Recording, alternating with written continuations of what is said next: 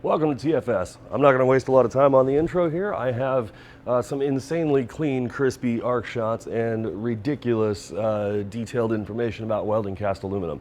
You'll probably enjoy it, so yeah, stick around, watch it. See you at the end.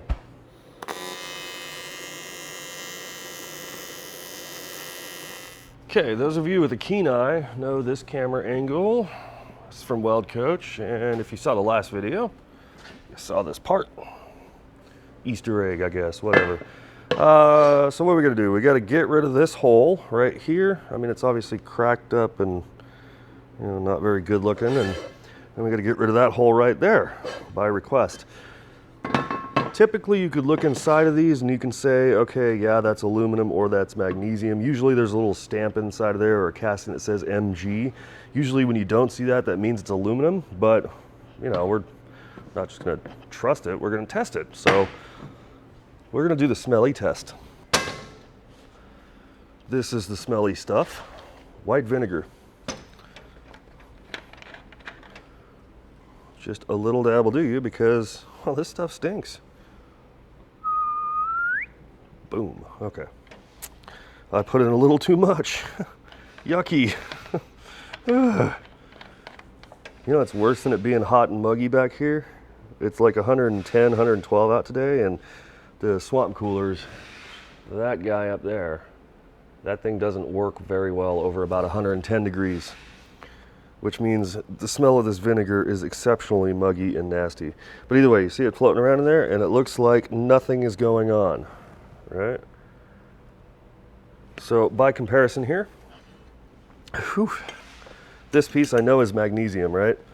Let's see what happens when we put the smelly stuff on the magnesium. Little dab will do you. Oof, too much. Extra smelly. Okay, see how it kind of foams up? Looks like hydrogen peroxide, if you will.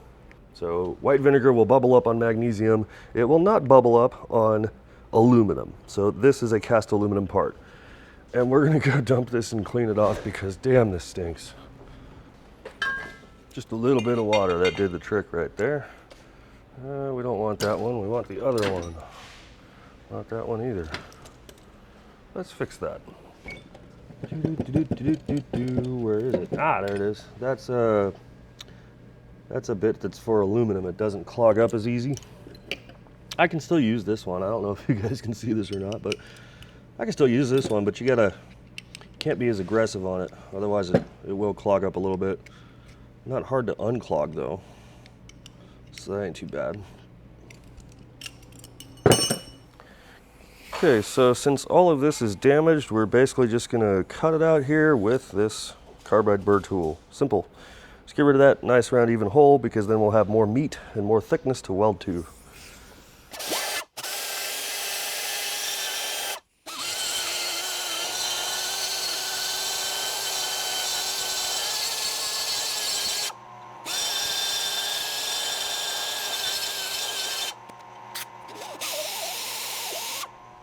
Okay, that's done, but you might have noticed that the surface of this is very, very rough or clean, if you will. It's been sandblasted and cleaned with I don't know what. So to get any kind of impregnation of sand or anything else like that out of this, we're just gonna hit it with the wire wheel. Try to clean it up, brighten it. I have a sneaky suspicion with all this trash that's flying off of here that this is going to be a real pain in the butt. But we'll know once we get to welding it.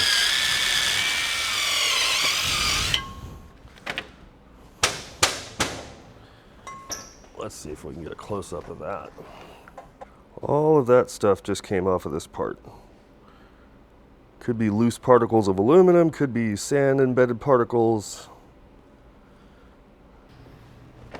Okay, I'm set up on a student station right now. I forgot to lock this in. That could have been really bad.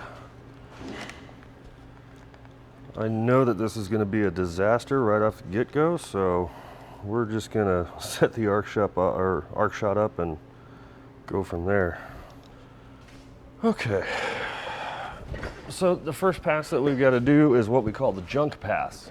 We're basically just going to run over the outside or the edges on it. We're going to see what the casting does for me. Is it going to explode? Is it going to bubble up? Is it going to re-solidify and give me a nice clean section to weld to? It'll basically tell us everything. So I'm just going to lightly run the torch around the outside.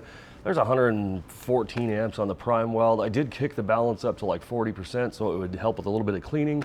And my frequency is 90 hertz where I like it, my own personal frequency, if you will. So it might sound a little different than it normally does.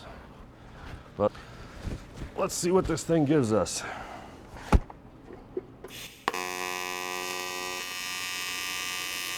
Yeah, it's a little bubbly.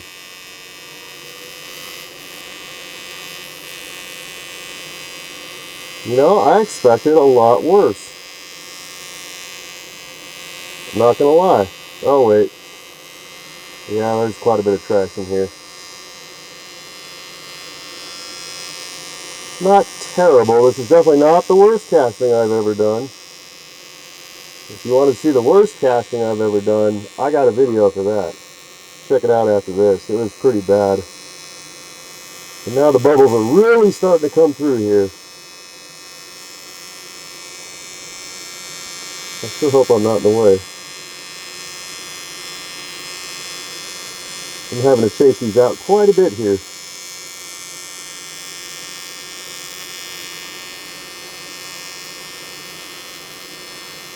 Yeah, they're starting to come out.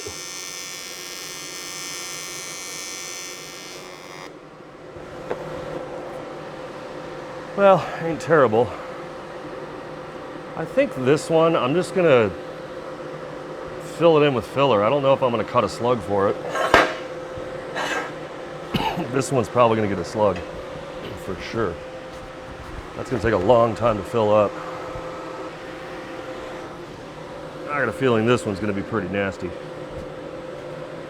But hey, I thought the first one was too, so we'll just see. Maybe we'll actually get like a twofer. I'll show you how to, whoa, that section got thin. Maybe I should pay attention while I'm doing this, you think?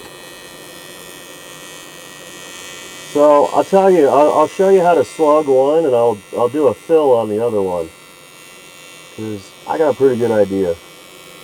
This would be a nice learning piece here.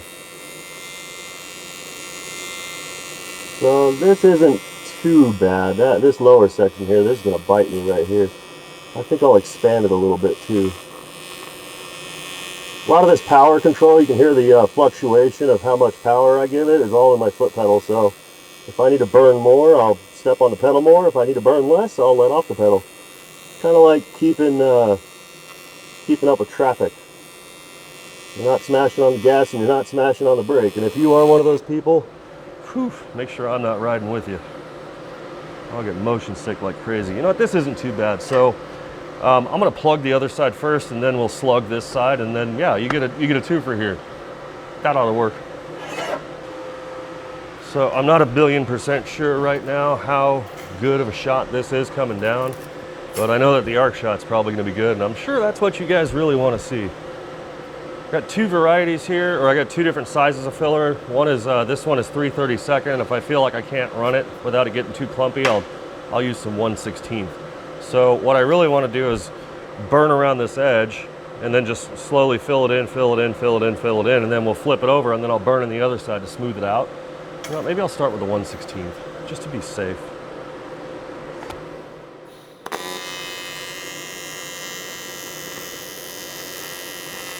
So these are just little small dabs just to see how it will like to sit in there. If it'll sit in nice and smooth without bubbling out too bad on me, then I know I'm doing good. And I could probably, after that, jump up to the 3/32 filler. I'm going to hit it a little heavy, which is basically a fancy way of saying a lot of amps. That way it'll kind of flood. I don't really want like dime stacks on this thing or whatever. I mean, flooded out, somewhat blended, that ought to work a little bit better. So a couple of these spots are bubbling up on me. I'm just chasing it out, being patient.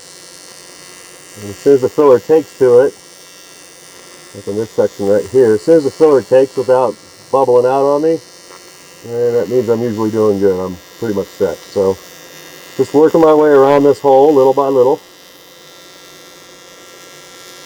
I'm pushing quite a bit of filler in there, and I gotta be careful not to burn my gloves. With any luck, this shot up here, you can see how much I've already closed it up.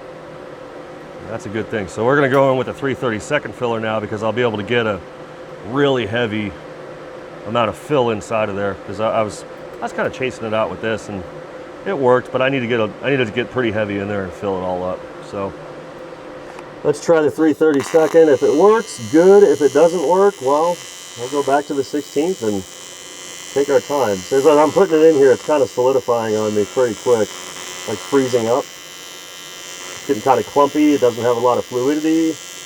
We might have to switch back. I don't know. I'm basically getting a little bit inside of there and then hammering down on that foot pedal. See how it's blending now? Yeah, this will be good. This will do good. Also checking for bubbles. God, I hope my head wasn't in the way. And around this about here. Oops, there's a bubble. Heavy on the pedal, trying to smooth it out a little bit. I'm coming off my foot pedal as I'm swirling around here. And we're full. Not too bad. Let's check the inside. So I'm going to flood this out. I don't think I'm going to be able to get an arc shot on that one, unfortunately. There's just no space for me to work. Pretty sure this camera went out of focus too. I think I can attack it from this angle. Definitely no arc shot. There's no space for one in here. But this, I can just kind of describe it. I'm hitting it heavy with the amps and letting it flow and flood in. Obviously seeing if I can get any bubbles out. There's no real bubbles on the area where the filler was at, just because it's not cast. I mean, it technically is now, but as long as we got no bubbles, we're good. And this is flooding in beautifully, so we are completely sealed. And dang it, it's getting hot inside of this thing. Yikes. Look at that, brand new pink gloves, and they're starting to get all shrunken up and dirty. You know, maybe that's the secret here. Pretty gloves make pretty welds. Okay, gave it a second to cool down while I went and had some lunch. This hole is about 1.2, 1.3. It's about 30 mils somewhere in there, I think. Of course it won't show. 30, 31 mils somewhere in there. I got an idea. Okay, we could happily go over and just cut one of these out on the fast cut here to the exact size, or we could use a hole saw. We could use all kinds of stuff, but if we look down into here, probably one of these. That's definitely too big. That's steel. Ooh, wait a minute, wait a minute, wait a minute. You know, that's pretty dang close right there. Of course, it'll require some cleanup, but that ain't no big deal. Yeah, we'll clean it up, we'll chase it out, we'll weld it in. Doesn't get much easier than that.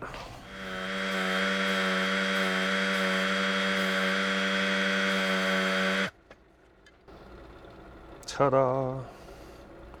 That'll do. Okay, the slug is in, no big deal. The thing to remember here is that we're not really going to use it just to weld around. We could if we wanted to, but I'm trying to think of the finish on this at the end of the day.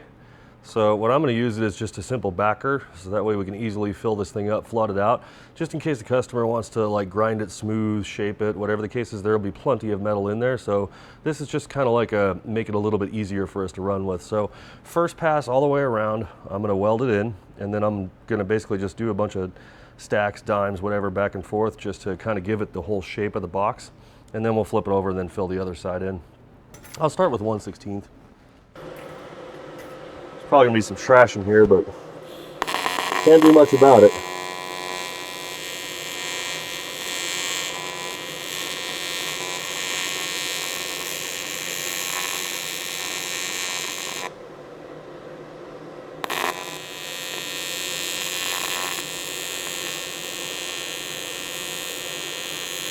So a lot of the focus of my arc is on the cast part itself. I'm just kind of letting the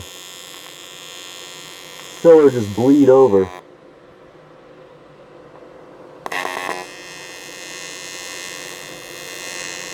Normally I'd be talking a little bit more, but this is requiring a bit more of my concentration to run here, so. See how the slug wants to run away? I gotta pay attention and control that. Don't worry about that little hole, we'll go back and fill that up. Take some of this trash out of here.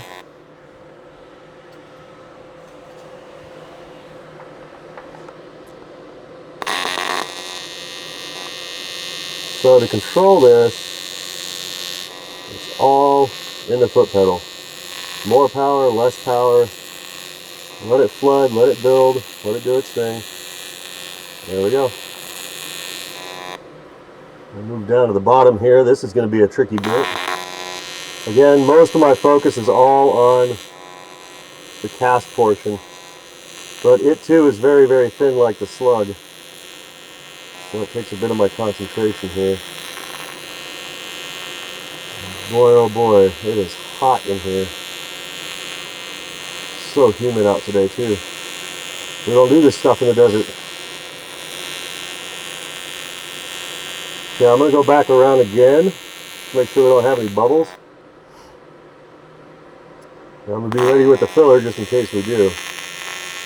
But ultimately at the end of the day I want to make sure that all of this metal that we're putting on here is going to be higher than the original surface. And that's so we can take it back down or grind it flush or whatever he wants in between. So quite a bit of buildup here. I'm sticking with the 16th inch, even though it's consuming a lot of it. And that's mostly because I can control my deposition rate better. I can give it more, I can give it less, I can fill it in however I need. So at this point it's welding just like any other regular aluminum. I can pretty much just talk. I'm good to go. Those of you with a keen eye know that I'm welding backwards right now. Usually we weld in the direction of our filler, and I'm doing just the opposite. When I round in circles here, or when I weld in circles. It's not as clean looking,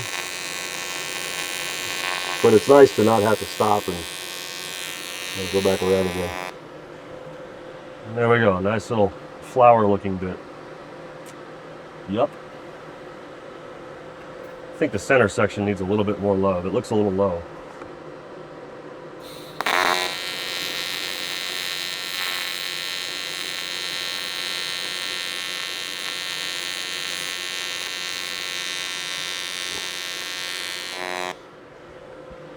Yep, that'll work. There's the 1, 2, 3 block.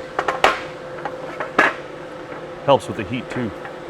Okay, I did the old switcheroo on the camera angles here. Just in case I don't get the arc shot, you can see how kind of crazy this is going to be for me.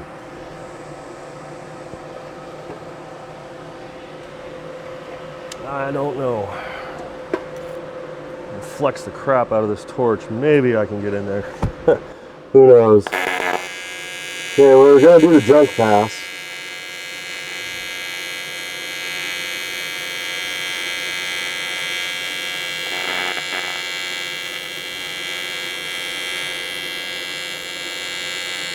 Oh, we're going to need filler there.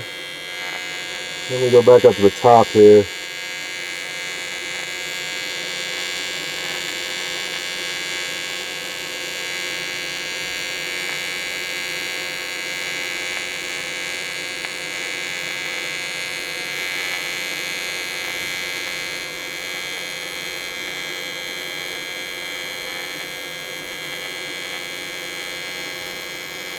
Once again, this takes a lot of my concentration, so I'm not talking a whole lot here.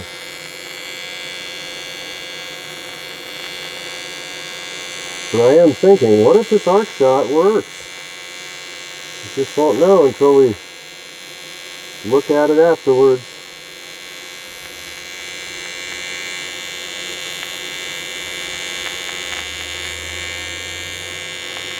All right, I got it now.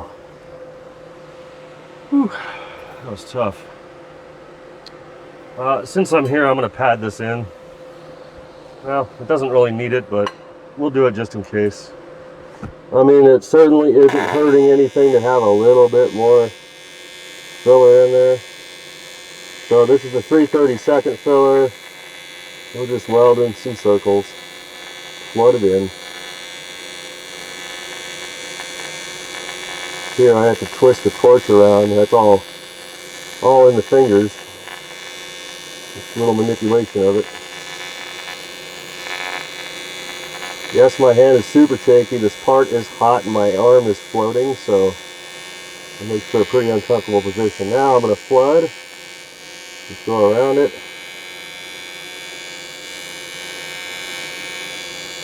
And blend. There we go. My fingers are on fire. My glove is shrinking. Crap. Alright. Yeah, brand new gloves. Alright, I'm going to cool off, let this part cool off. I am drenched in sweat right now, so yeah. Give me a few minutes. Okay, I messaged the customer and I asked him, what do you want to do about this? You know, do you want me to shave it off of there, blend it, sculpt it, whatever the case is, make all that disappear? And I haven't heard a response back yet, so I gotta leave it for right now. Unfortunately, I can't cover that in this video. And since it's hot as balls back here, I don't want to sit here and wait too much longer. I'm going to kill the video off here, but there is what we're looking at. Okay, pretty simple. I don't have a price tag yet, but generally speaking, this work right here is roughly an hour and a half. That'd be 150 bucks to fill this up and plug 2 holes. Not too bad at all. If I blended this in, it'd probably be another half hour or so of work. It'd be like 200 bucks to do this part. Not bad at all. I dig it. So if you enjoyed it, thanks for watching.